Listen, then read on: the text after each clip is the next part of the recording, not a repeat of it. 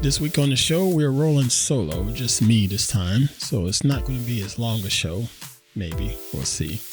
We're going to take a look at some habits that we just couldn't quite shake. Y'all stay tuned.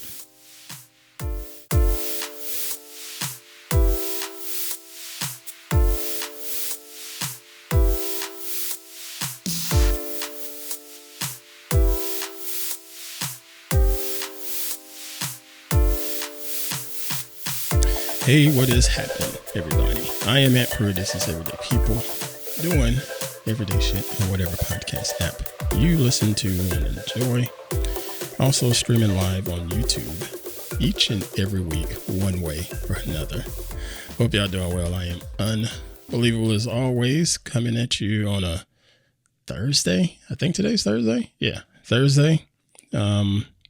Later than expected, but earlier than expected. Actually, it's early in the day for us to do this recording because people are busy, including one person that's not on camera yet that told me, about an hour ago, hey, you just start without me, okay. So that's what I'll do.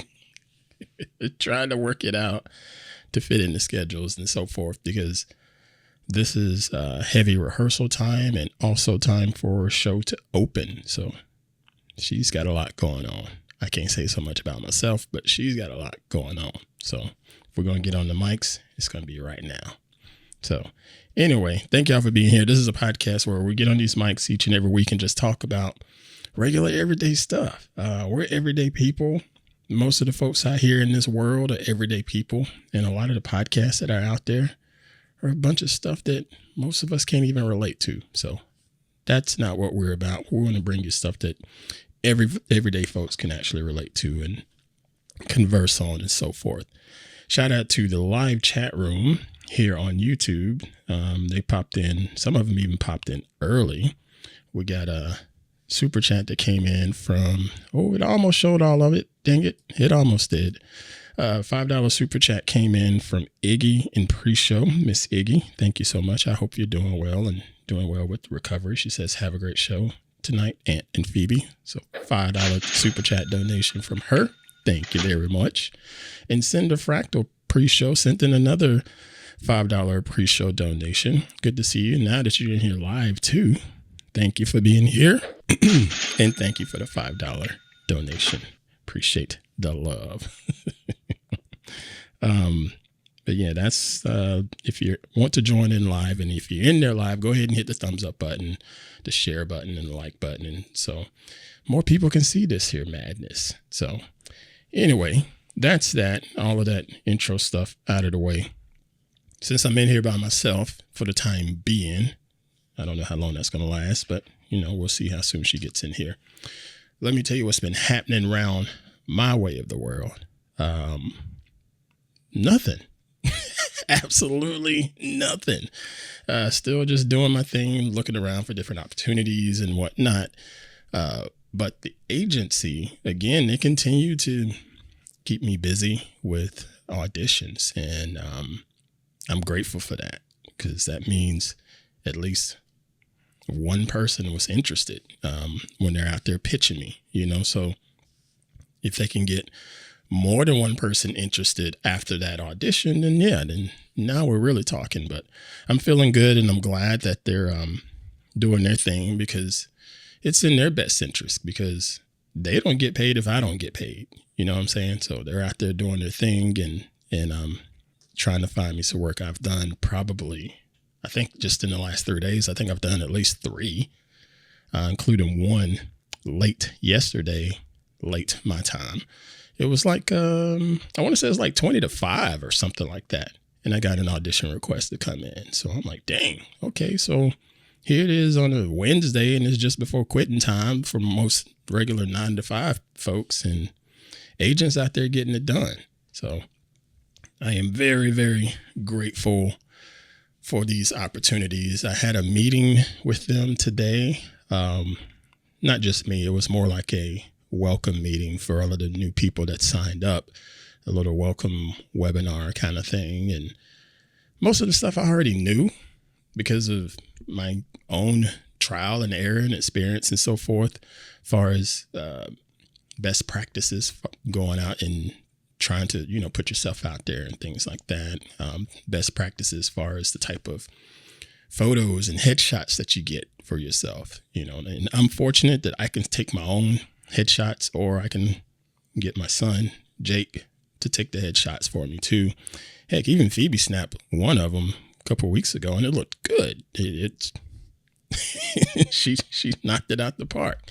So a lot of the stuff I already knew, but then they answered some other questions on some audition, not necessarily how-tos, but I guess it was more like tips for auditions and things to keep in mind when it comes to these things.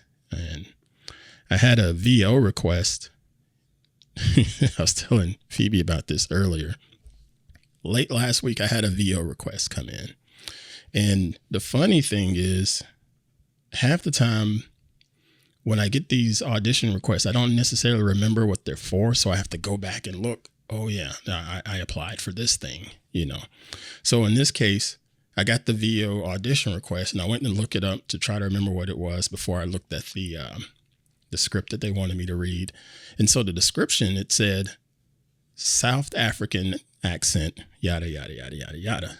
And I'm like, crap, why in the world did I even apply for that? Because I can barely speak, broken American Southern English, if you will.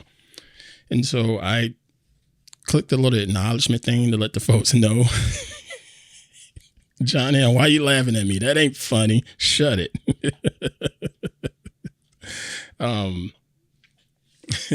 So I clicked the acknowledgement thing, and the way the platform is designed is you can, send an email back or what have you, a little message back to the people. So I acknowledged it, but I messaged them, look, I'm not going to apply for this. You can take me out of here because I can't do a South African accent. And, and I just let it go. And then a day or so later, I get a reply and it says, oh, we apologize. It's not supposed to be South African accent. It's for a South African American accent. A Southern African American accent. So, okay, I could do that. So I did the audition. I haven't heard back yet. I followed up with the casting director. They messaged me this morning, as a matter of fact, and told me that they're still in waiting too, because that's the thing. They'll get hundreds, sometimes thousands of requests for different gigs and whatnot. And then when they narrow it down, who knows how many they narrow it down to? Maybe 20, 10, who knows? I don't know. And after that, it's just a waiting game. And a lot of times you'll have a situation where casting manager will like you, casting director will like you, and their assistants will like you or what have you, but the client don't. It happens. That last photo shoot, well, it wasn't a photo shoot, it was actually a commercial, an ad. The last ad that I did when I was down in LA, there was a couple instances there where we had to go through the process of setting up the scene, setting up the shot and this and that, setting up wardrobe.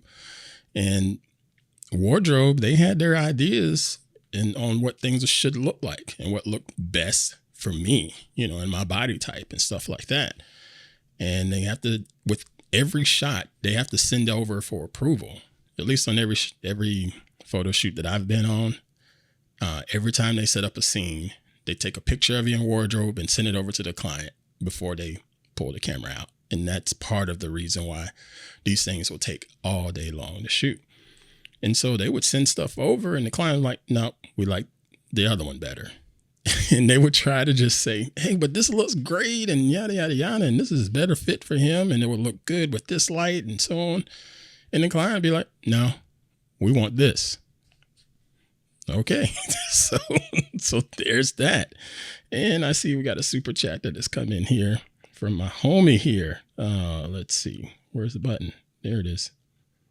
This is from John Hill. It says South African term for britches. I got to figure that one out. I don't know. Thank you for the $5 super chat, my man. And then another one just popped there from Ozone Nightmare. Good to see you, brother.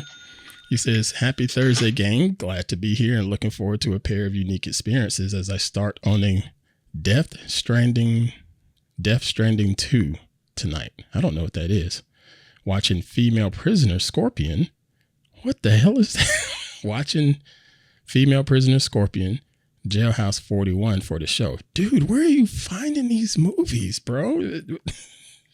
I have no idea where you find this stuff. Thank you so much for that super chat, bro. But I need to know your source for all of these crazy movies that you've been sharing in your show here recently on Ozone Nightmare.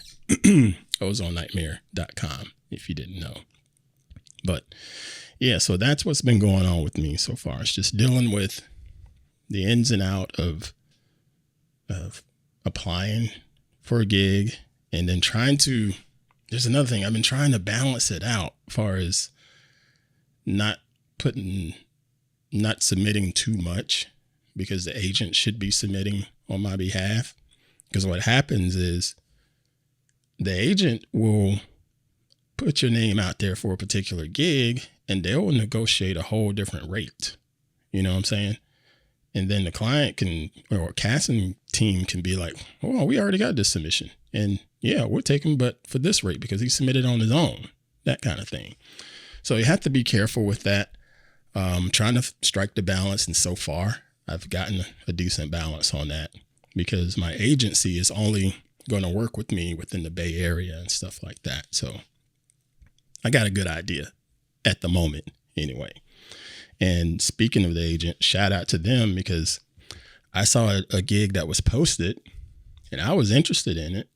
And I've developed a little system so far for when I see these things to make a little note of it and timestamp it and all of that stuff, just to see what happens and see if they're thinking the same way I'm thinking, agents, that is. And so there was a gig that popped up, and I flagged it thinking, all right, yeah, I could do that. And it wasn't an hour later. They've already, it's like, hey, these people want you to submit and audition. Better yet, they had in there the payment amount much higher. Much higher than what the public sees. It's totally different. And that's what I appreciate, that they're trying to do what's best for the actors and models on their behalf to get more money for them. Because of course it's going to get them more money too, but then there's also the stuff of understanding the terms, If this is going to be a commercial, how long is this commercial going to run? Is it going to run for a year? Is it going to run for 5 years? It's a lot of stuff. Is it just going to run on the internet? Is it going to run on TV? All of that stuff makes a difference. So I see the chat room is popping up here. What's he saying here? DS2 is a game, says Ozone. Oh, okay. And Lando picked the movie. Oh, okay. Blame him. Sure. To be fair, DS2 is clearly not a game for the standard crowd. Watch the trailer. It is, quote, unique, he says. Good Luck Death Wish, 74 Bronson film.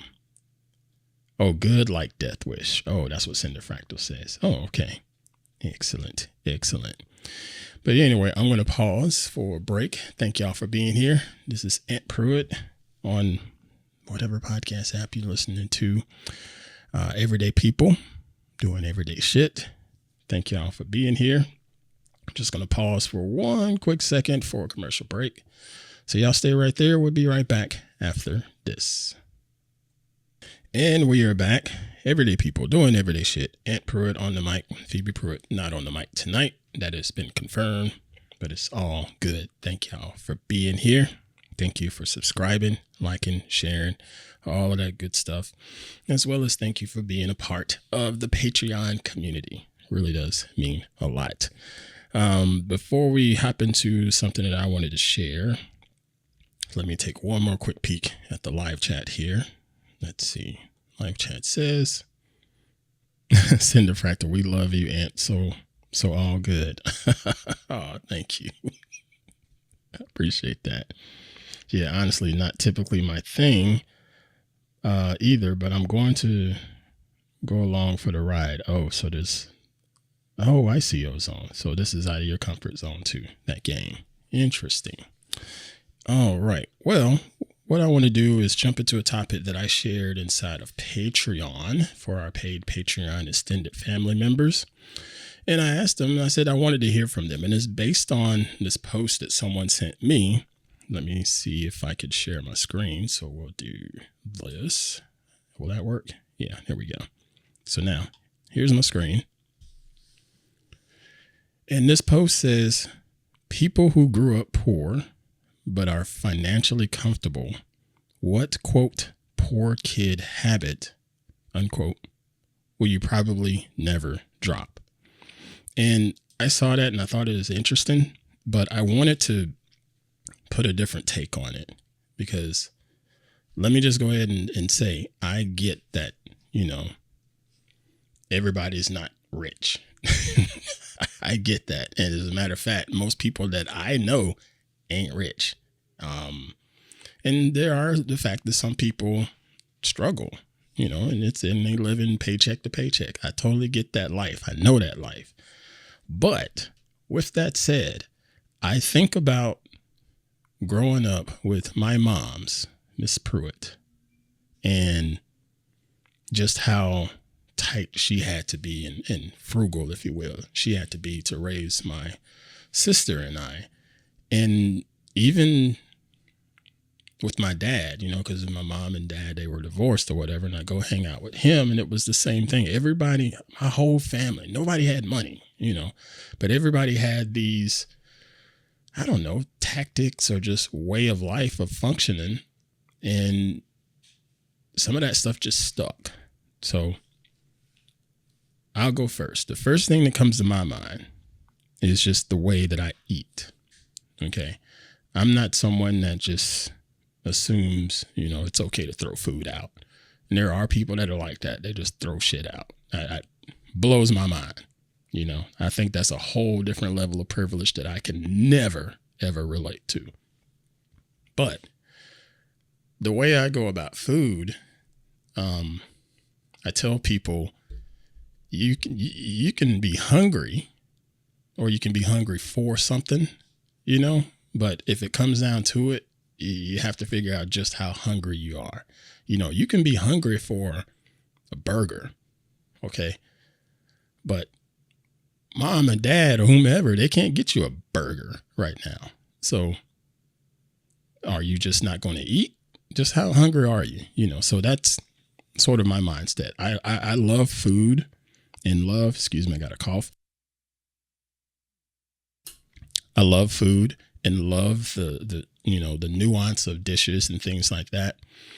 But I have a different relationship as far as most of the time I'm just thinking of food as fuel, and that's all I worry about.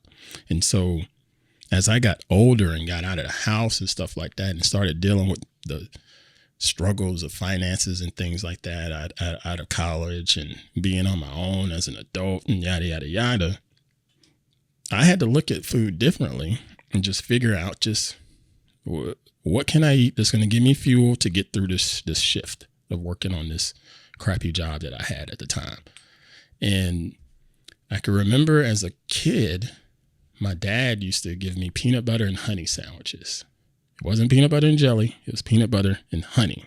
And that goes all the way back to when I was like in maybe first grade, something like that. So when I got older, I never put up peanut butter and honey sandwiches.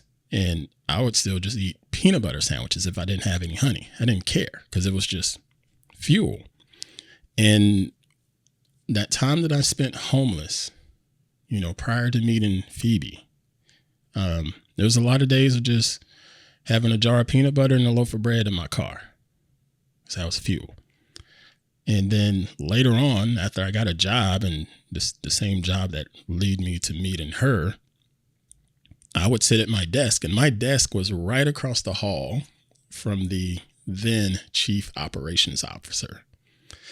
And he would tease me damn near every day because he would see on my desk a loaf of bread and a jar of peanut butter up on the counter kind of thing.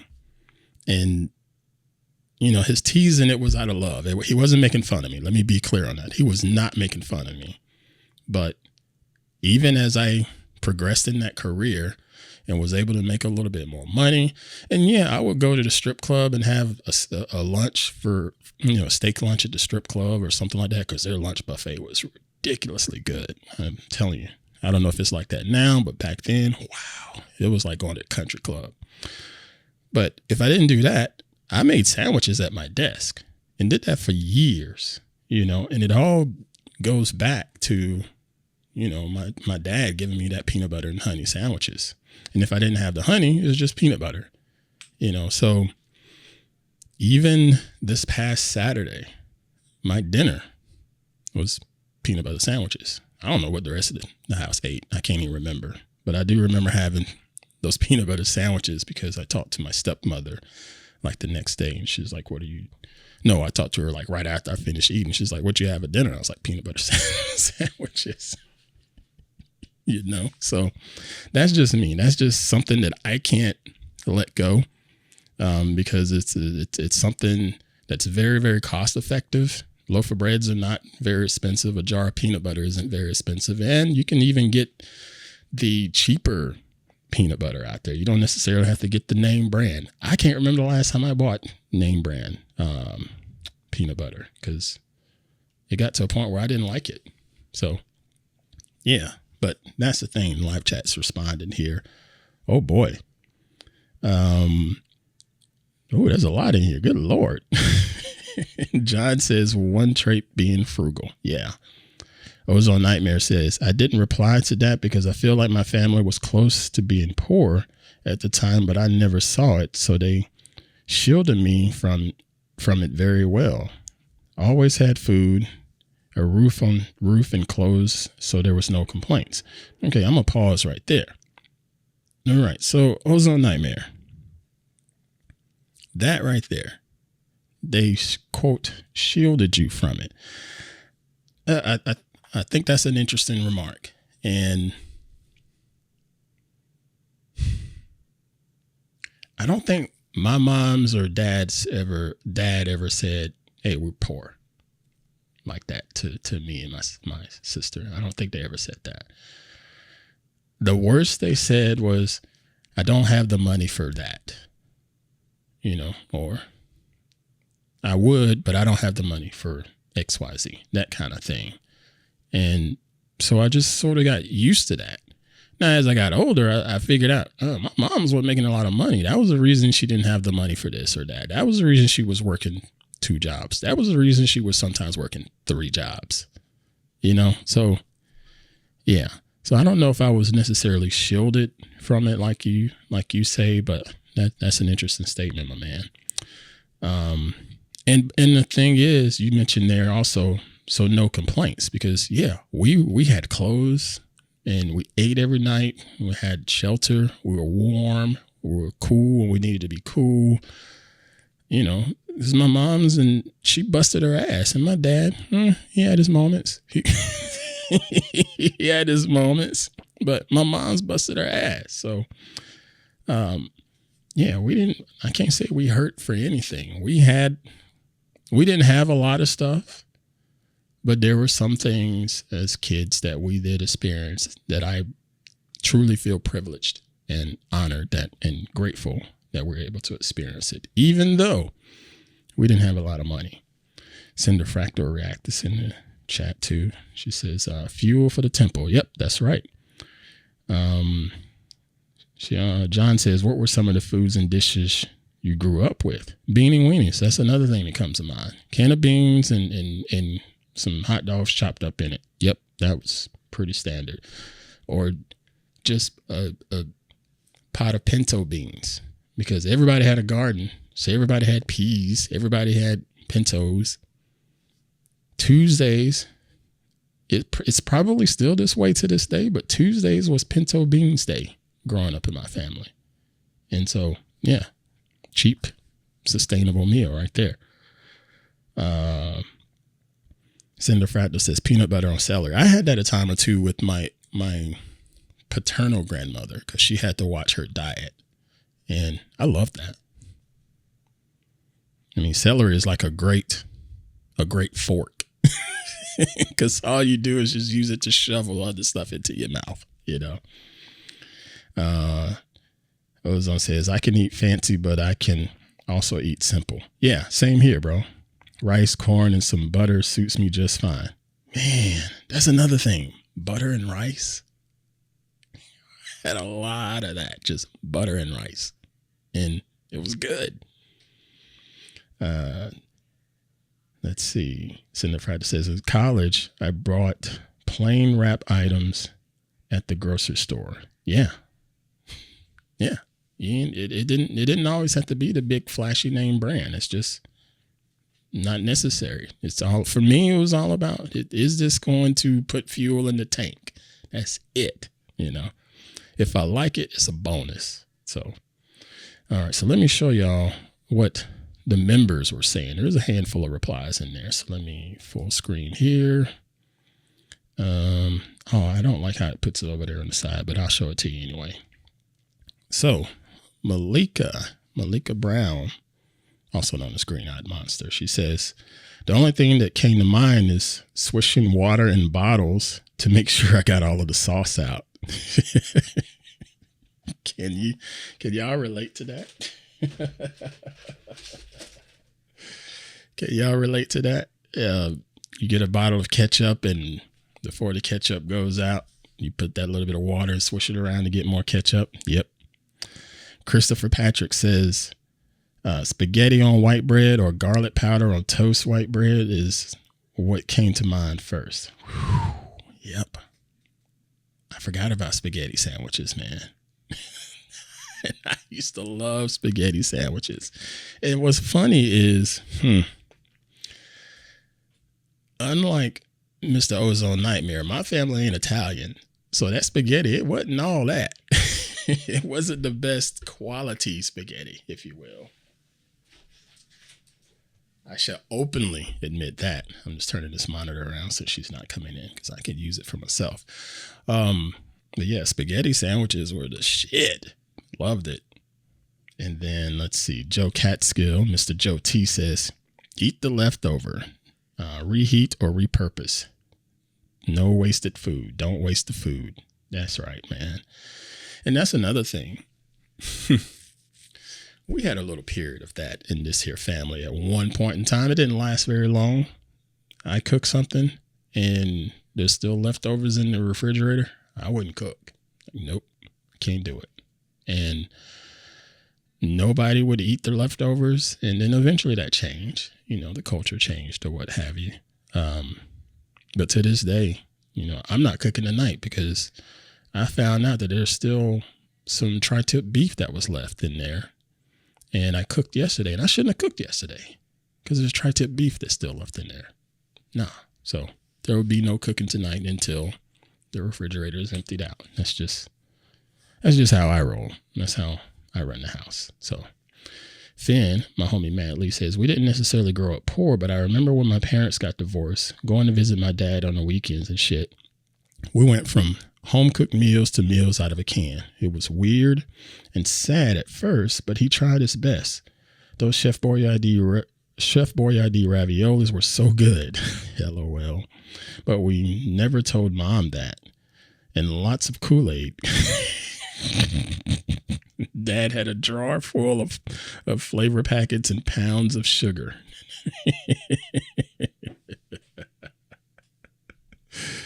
Oh, that's funny. That's funny. Let me see. You can't see the screen. I'm going to have to move that. So let me see if I could do it this way. So briefly, you're going to see a mess on the screen, I think. Yeah. So I'll do it that way. There we go. So now, back. All right. And then Iggy, she says, I think we were in the middle.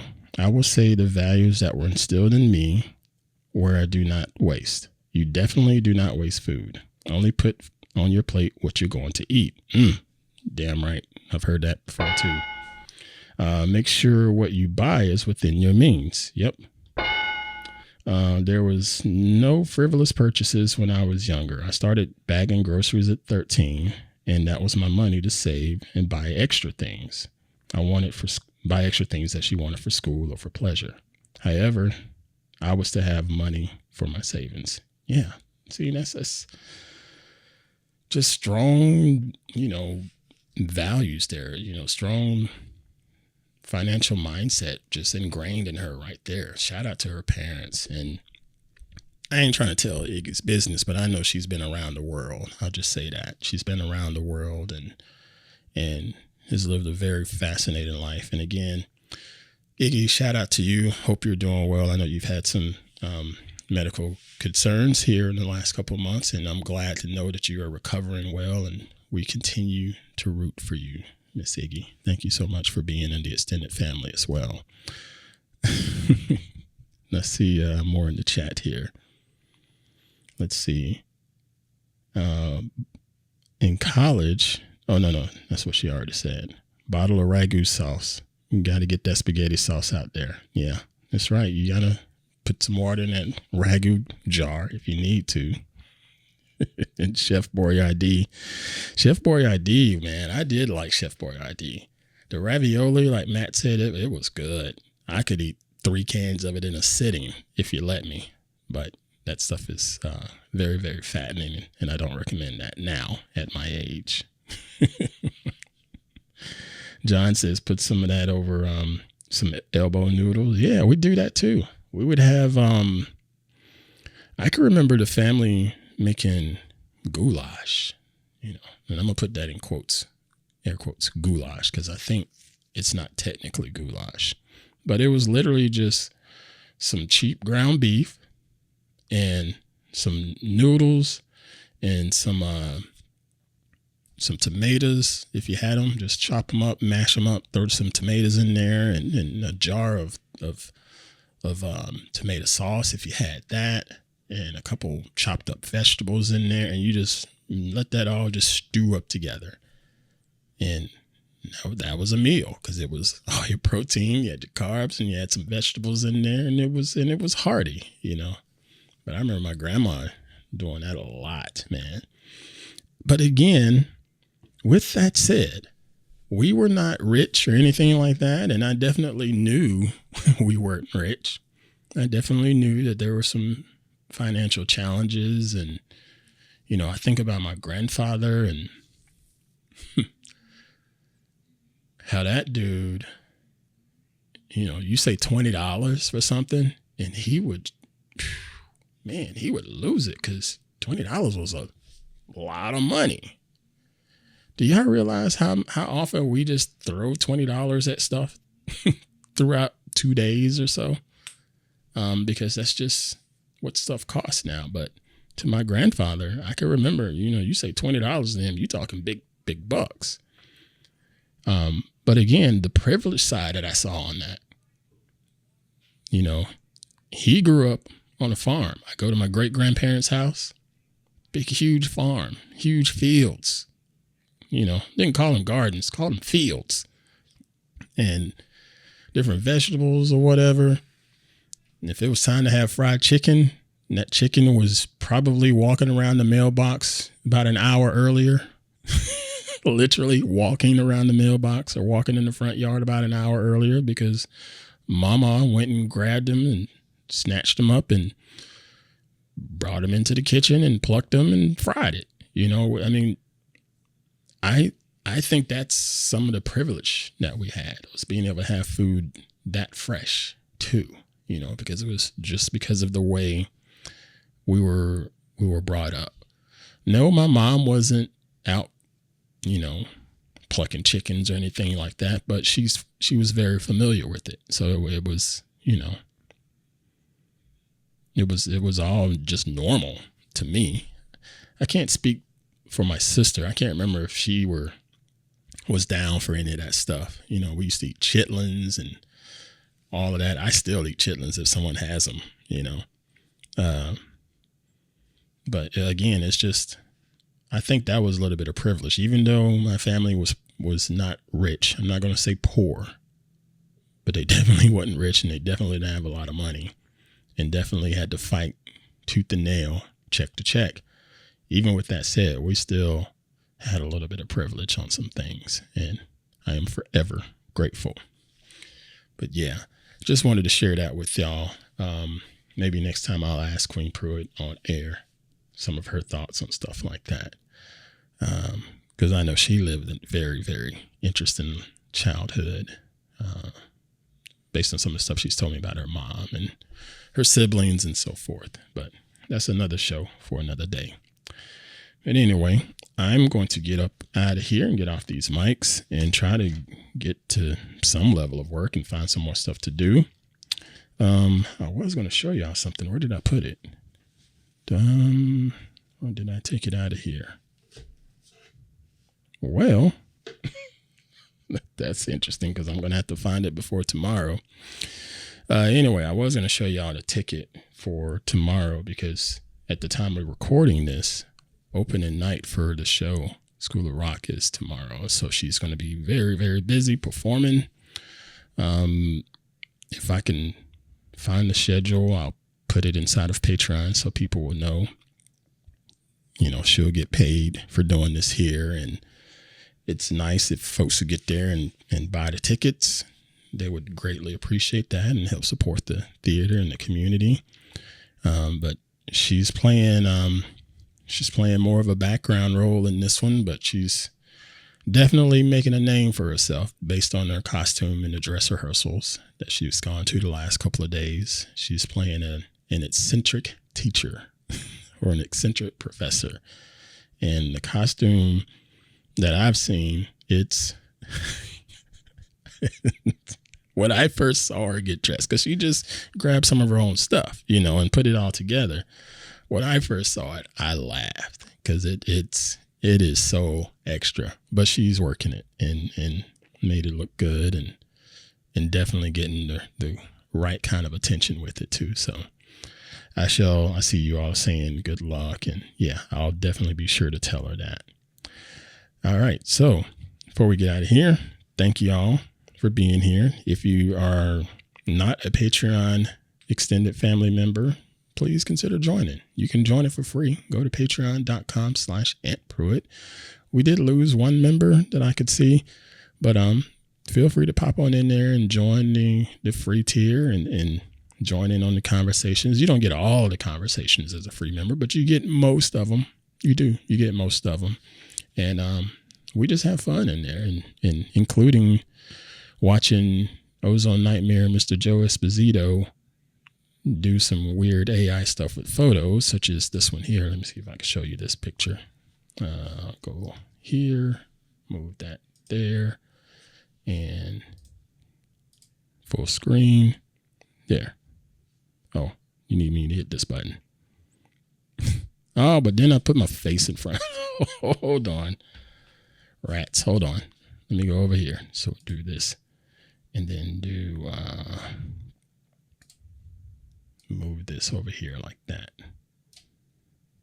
Okay, so now if I do it, does that work? There we go. That better? So I took some new headshots because I got to do that once a month or so. And this is one of them that I shared in the Patreon community. But let me go ahead and tell you, I do not have a shirt that reads, "If it involves watching musicals and singing show tunes, count me in." I do not have a shirt that says that. That is a full disclosure. So shout out to Mr. Esposito and his freaking antics inside of the Patreon community. You jerk.